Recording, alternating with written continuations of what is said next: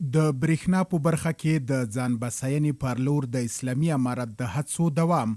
د ریاست الوزرا اقتصادي مرستیال ملا عبدالغني برادر آخوند او کابینې یو شمیر نورو غړو له لوري د کندهار، زابل او هلمند ولایتونو کې د برېښنا دریو لویو پراختیايي پروژو پاتې چارې پیل شوې. ملا عبدالغني برادر آخوند ویلي چې دا پروژې د برېښنا په برخه کې ځان بساینې ته د رسیدو د نویو کاري فرصتونو رامنځته کولو او زیربنا پیاوړتیا پر لور مهم ګامونه دي چې په مرسته به یې د کجکي بند برېښنا په بشپړ ډول کندهار ته ولېږدول شي او کورونه به روښانه او صنعت به وده وکړي.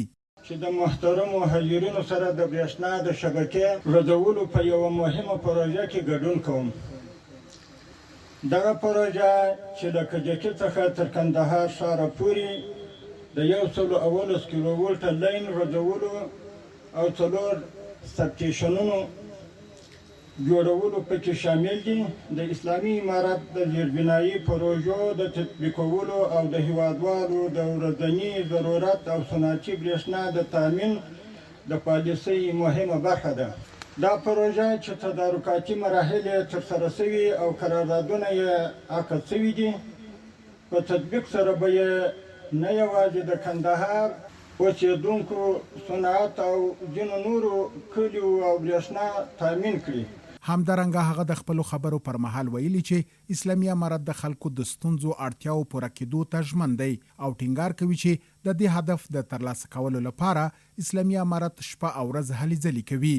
ګرانو محترمو هیوادوالو، ستاسې د ستونزو حل او اړتیاو پوره کولو ته اسلامي امارت ژمن دی او د دې هدف د ترلاسه کولو لپاره شپه او ورځ هلې ځلې کوي.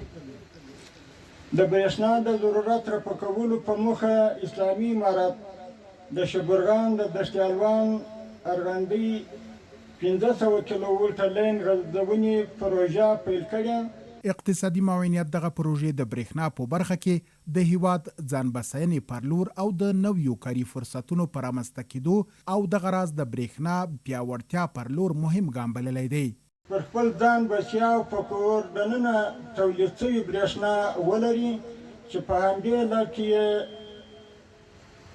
د روژې په اخر کې د 2500 میګاواټه برېښنا د جوړولو قراردادونه له کورنیو او بهرنیو شرکتونو سره لاسلیک او راتلونکي څو ورځو کې به ګڼ شمېر نور لاسلیک هم شي انشاءالله تعالی.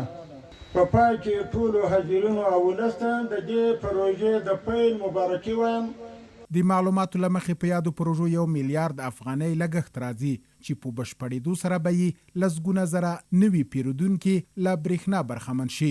د یادونې ده چې د برېښنا دغو پروژو په بشپړېدو سره به د کجکي برېښنا تولیدي فابریکې ټوله برېښنا په اساسي ډول جذب او صنعتي، سوداګریزو او کرنیزو سکتورونو ته به د اړتیا وړ برېښنا برابره شي.